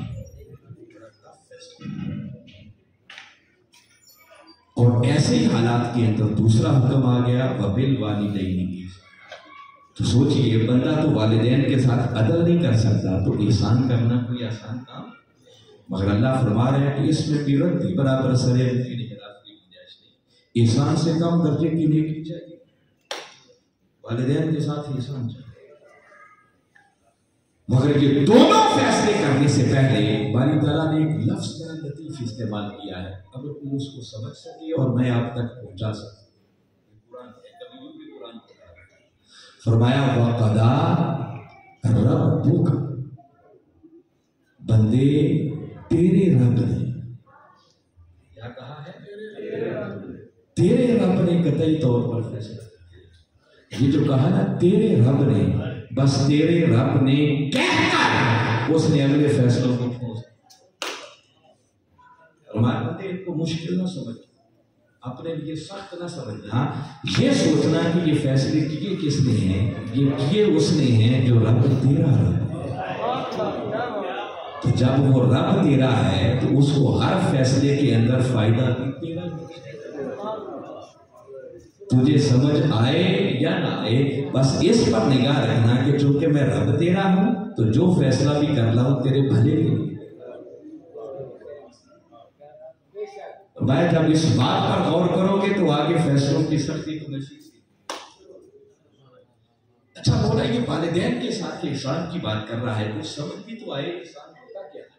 فرمایا میں تھوڑا سمجھاتا ہوں، پہلے قرآن کی روشنی میں سمجھتے ہیں اللہ احسان کسے کرتا ہے، یہ تو میں نے سادہ سی ڈیفینیشن بتائی، ساتھ ہی آگے وہ کہتا ہے اما یبلغن عندک الکبر احدہما او کلاہما فلا تقل لهما اف ولا تنہرهما وقل لهما قولا کریما۔ یہ باری تعالیٰ نے خود بتایا ایک احسان تھا، اب غور سے سنیں باری تعالیٰ نے کس مقام پہ ڈالا۔ فرمایا بندے سمجھنا چاہتا ہے کہ والدین کے احسان ساتھ احسان کیسے، تو فرمایا سن لے اگر اپنے والدین میں سے دونوں کو یا دونوں میں سے کسی ایک کو اگر تو بڑھاپے کی عمر میں ساتھ شرط لگائی ہے بڑھاپے کی، اما یبلغن عندک الکبر، اگر بڑھاپے کی عمر میں احدہما دونوں میں سے ایک ہو او کلاہما یا دونوں ہو، تو فرمایا احسان یہ ہے فلا تقل لهما اف، تو فرمایا خبردار ان کے کسی عمل پر تیری زبان سے کبھی اف تک بھی نہیں نکلنا چاہیے۔ یہ تو ہے جو ڈائریکٹ قرآن کے لفظوں کا معنی ہے۔ اب آپ کو سمجھاتا ہوں جو اس پر مفسرین نے لکھا ہے اس کی شرح، باری تعالیٰ نے شرط لگائی ہے کہ والدین میں سے دونوں کو یا کسی ایک کو اگر بڑھاپے کی عمر میں، دیکھو نا جب والدین بوڑھے ہوتے پھر وہ بیمار ہوتا ہے، وہ فالج زدہ ہوتا ہے، کوئی بستر مائل ہوتا ہے، نہ وہ اٹھ سکتا ہے، نہ وہ بیٹھ سکتا ہے، نہ وہ کھا سکتا ہے، نہ وہ پی سکتا ہے، نہ وہ رفع حاجت کے لیے جا سکتا ہے، نہ وہ کپڑے صاف کر سکتا ہے، نہ وہ کپڑے بدل سکتا ہے، نہ اپنی صفائی کر سکتا ہے۔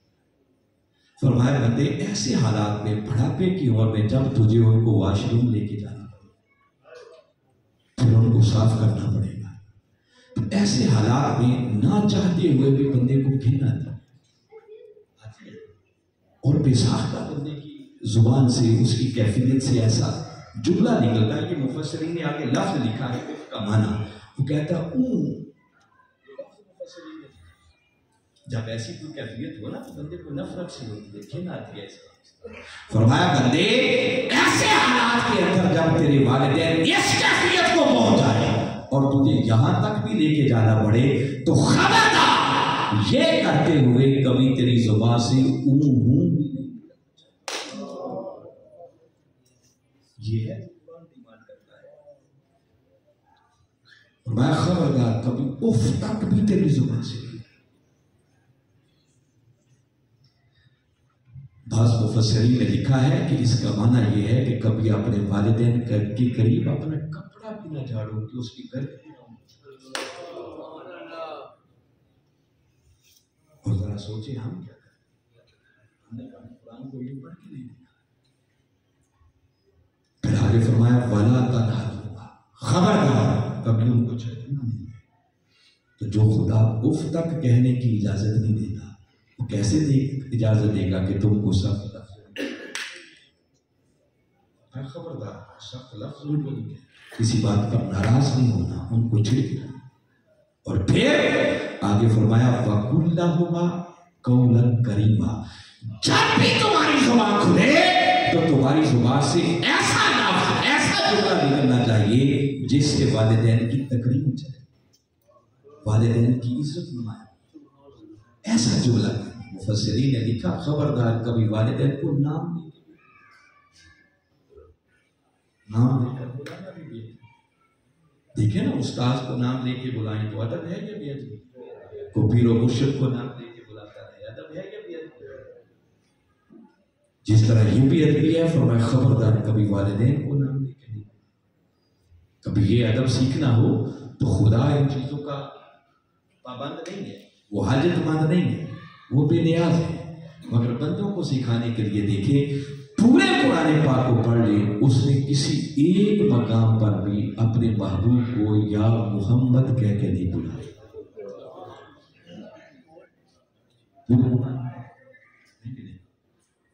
جبکہ باقی نبیوں کی باری آئی وہ سیدھا سیدھا نام لے کے بلاتا، یا سیدھا سیدھا اس نے کہا یا ابراہیم، یا اسماعیل، یا موسیٰ، یا عیسیٰ، یا سیدھے سیدھے کرے۔ مگر پورے قرآن کو پڑھ لیں، قرآن کے اندر کسی ایک مقام پر بھی باری تعالیٰ نے یا محمد یا احمد کہا۔ ابراہیم علیہ السلام کی باری آئی، فرمایا یا ابراہیم قد صدقت رؤیا انا کذالک نجزی المحسنین، اے ابراہیم تو نے خواب کو سچ کہا، جا اب تیرے ہم احسان کرنے والوں کو یوں ہی جزا دیں۔ موسیٰ علیہ السلام کی باری آئی، فرمایا یا موسیٰ انی انا ربک فاخلع علیک انک بالوادی المقدس طویٰ، موسیٰ میں تیرا رب ہوں، ایک پاک وادی میں آ رہا ہے، اگر آپ نے جوڑے اتار دیں۔ عیسیٰ علیہ السلام کی باری ہے، فرمایا یا عیسیٰ انی متوفیک، یا عیسیٰ کہتے ہیں۔ نوح علیہ السلام کی باری ہے، فرمایا یا نوح اہبط بسلام،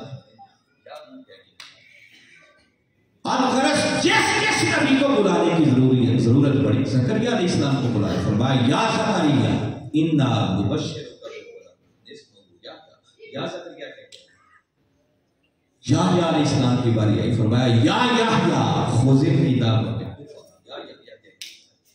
جس نبی کو بلایا اللہ نے سیدھا سیدھا نام لے کے بلایا۔ مگر قربان جائیں پورے قرآن کو پڑھ کے اللہ نے کسی ایک مقام پر بھی اپنے محبوب کو یا محمد، تو بولا پھر ضرورت تو پڑتی ہے بلانے کی، جب ضرورت پڑے تو کیسے بلاتا ہے؟ فرمایا ہاں جب محبوب کو بلانے کی ضرورت پڑے تو کبھی کہتا ہوں یا ایھا النبی، کبھی ضرورت پڑے تو کہتا ہوں یا ایھا الرسول، کبھی بلانا ہو تو کہتا ہوں یا ایھا المزمل، اے کالی کالی کملی والے، کبھی بلانا ہو تو کہتا ہوں یا ایھا المدثر، اے کمبل کے،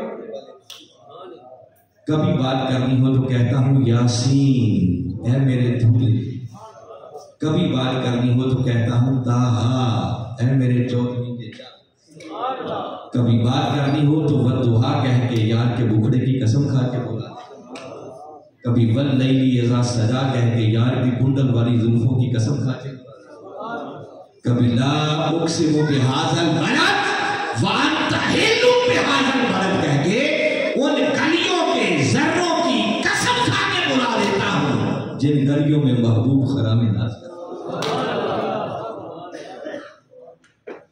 نام نہ دینا اس میں تو مفسرین نے لکھا یہ جو فرمایا وَقُلْ لَهُمَا قَوْلًا كَرِيمًا، کہ جب بھی والدین کے لیے تمہاری زبان کھلے تو تمہاری زبان سے ایسا لفظ، ایسا جملہ نکلے جس سے والدین کی تکریم چلے، والدین کی عزت۔ اور آگے فرمایا وَاخْفِضْ لَهُمَا جَنَاحَ الذُّلِّ مِنَ الرَّحْمَةِ، اور بندے پھر اپنے والدین کے لیے تواضع اور عاجزی سے بچ ڈالا۔ ان کے سامنے نہ پڑھنا نا کہ 4 جماعتیں پڑھ جائے تو کہے یہ بڈھا ان پڑھ کہاں سے آئے. فرمایا کہ جن پلکیوں پر بھی چلا جائے اپنے والدین کے قدموں سے اٹھنے والی گندگی ایسی تیرے والدین کے لیے میں کبھی ان کے سامنے نہیں کرنا. ہمیشہ سراپا تواضع بنے رہنا, سراپا انتظار بنے رہنا. ان کے سامنے پچ جانا, عاجزی انتظاری کرتا ہے. مولا کیا پھر یہ سارا کچھ احسان بن جائے گا؟ اور میں بندے احسان اتنا کرنے سے بھی احسان نہیں ہو سکتا. میں بتا رہا ہوں کہ ذرا والدین جو کرتے ہیں ذرا سوچے کہ اس تفصیلات میں نہیں جاتا. میں نے ایک جملہ کہہ دیا ہے کہ بندہ ساری زندگی بھی الٹا لٹک کے والدین کی خدمت کرے نا تو والدین کا حق ادا, تو جب حق نہیں ادا کر سکتا تو احسان کو اللہ تعالیٰ نے کچھ چیزیں بتائیں جو پیش آئیں. اس سے اندازہ کرنے کے مولا کیا چاہتا ہے کہ والدین سے کیسے پیش آیا جائے. اور ایک احسان سمجھانے کے لیے باری تعالیٰ نے ایک بات بتائی.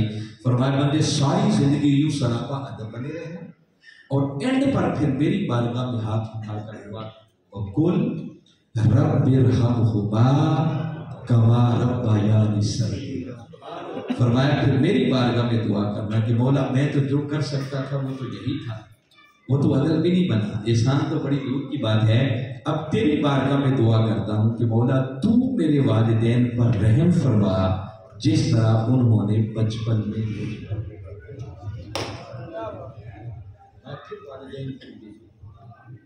یہ پورا نسخہ ہے احسان. اچھا مولا پھر احسان کیسے بنے گا کہ دعا کرنے.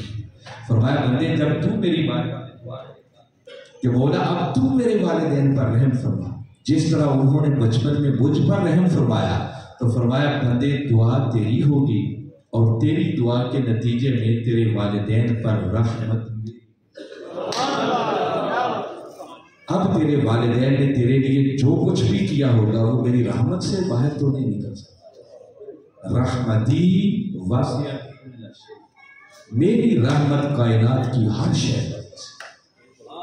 فرمایا بندے جب تو یوں سراپا ادب بن کر اپنے والدین کے لیے دعا کرے گا نا کہ مولا اب تو میرے والدین پر رحم فرما, میں تو جو کر سکتا تھا وہ یہی ہے, وہ تو عدل بھی نہیں بنا, اب تو میرے والدین پر رحم فرما. فرمایا جب بندے دعا تیری ہوگی اور تیری دعا کے نتیجے میں تیرے والدین پر رحمت میری ہوگی تو بندے تیری طرف سے وہ تیرے والدین پر احسان. یہ ہے جو والدین کا مقام. صرف ایک مقام میں نے چھوٹا سا اقتباس وقت کو سامنے رکھتے ہوئے چلتے ہیں, صرف اتنا بتا رہا ہوں کہ حاضرین مکرم بندے کے لیے والدین گھر کے اندر نیکیوں کا ایسا منبع ہے, ایسا سرچشمہ ہے, ایسا مصدر ہے کہ جس کا ہمیں احساس نہیں ہے. میرے آقا نے فرمایا کہ جو شخص صرف ایک مرتبہ محبت بھری نگاہ سے فقط اپنے والدین کے چہرے کو تک لے اللہ گھر بیٹھے اسے قبول حج کا ثواب.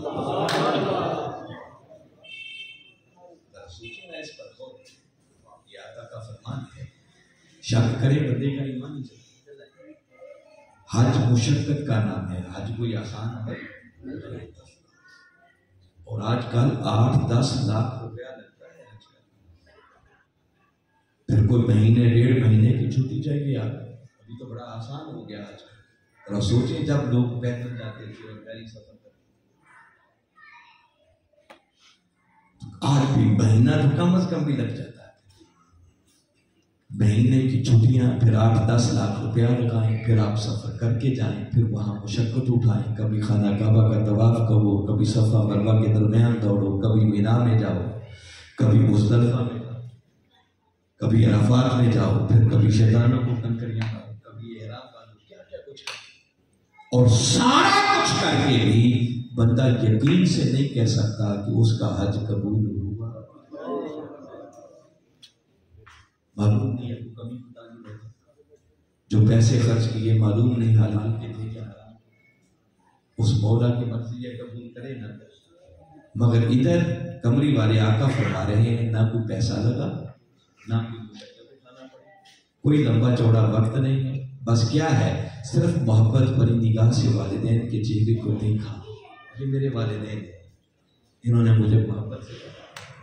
فرمایا جس نے محبت بری نگاہ سے تک لیا اللہ گھر بیٹھے ہی ایسے حج کا ثواب ادا کرے گا جس کی قبولیت میں شک نہیں۔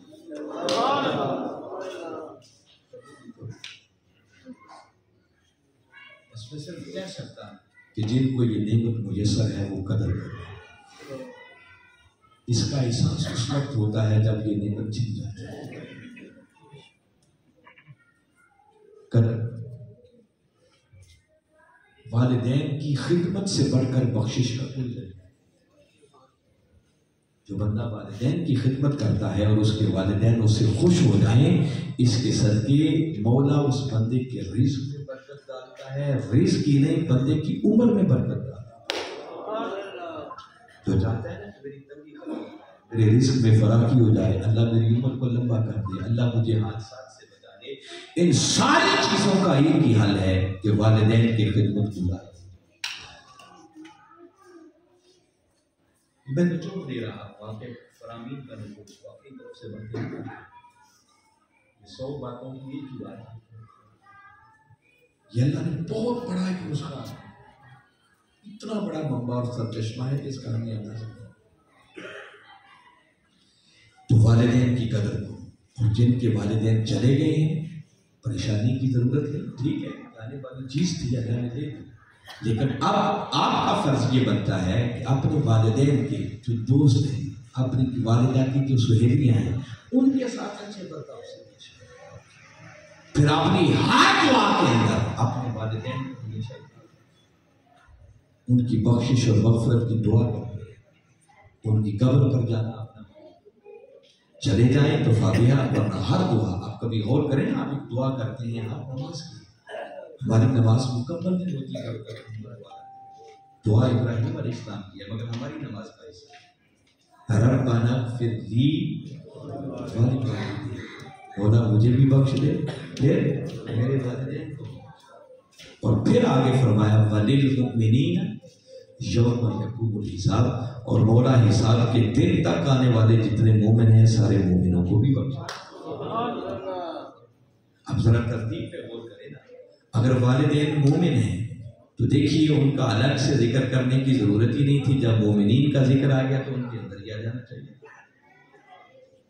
اور اگر وہ مومن نہیں ہے تو جو مومن نہیں ہے ان کے لیے بخشش کی دعا کرنے کی اجازت نہیں، مشرک والدین کے لیے بخشش کی دعا کی اجازت نہیں۔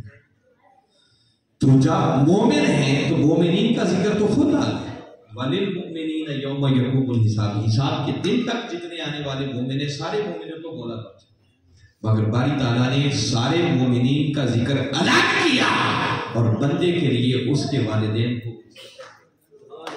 فرمایا سارا جہان باق ہے مگر بندے سب سے پہلے تیری دعا کا مرکز و محور تیرے والدین، حتیٰ کہ میں آخری بات کر رہا ہوں، والدین کی ادب کا یہاں تک حکم ہے کہ اگر کسی کے والدین مشرک وہ اللہ سے ہٹ کر کسی کی عبادت کریں اور وہ والدین اپنی اولاد سے کہیں، بیٹے سے کہیں کہ ہم بت خانے میں جا کر بتوں کی عبادت کرنا چاہتے ہیں، ہمیں چھوڑ کے آئیں، تو حکم ہے نہیں چھوڑ کے آئیں۔ یہ اب نافرمانی آ گئی اللہ اور اس کے رسول، جو میں بتا رہا تھا نا کہ تیسرے درجے کی اطاعت صاحبانی عمل میں آ گیا۔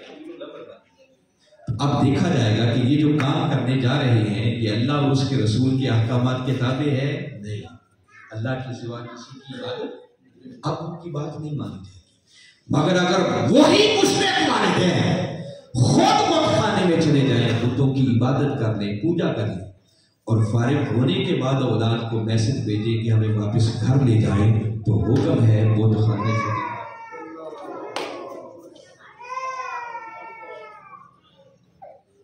جتنی جگہ پر والدین کے ساتھ احسان کرنے کا حکم ہے، باری تعالیٰ نے کہیں کنڈیشن نہیں لگائی کہ کسی کے والدین ولی ہیں تو ان سے احسان کرنا ہے، گناہ گار ہیں تو ان سے نہیں کرنا، نہیں فرمایا کیسے ہیں وہ میں جانوں اور وہ جانوں، تمہارے قدوس سے نہیں، وہ نیک ہیں تو تب بھی میرے بندے ہیں، ان کو اجر میں نے دینا ہے، گناہ گار ہیں تو میں جانوں اور ان کا رب جانا، بندے تیرے لیے وہ تیرے والدین ہیں جیسے بھی ہیں، بس تجھے حکم یہی ہے کہ والدین کے ساتھ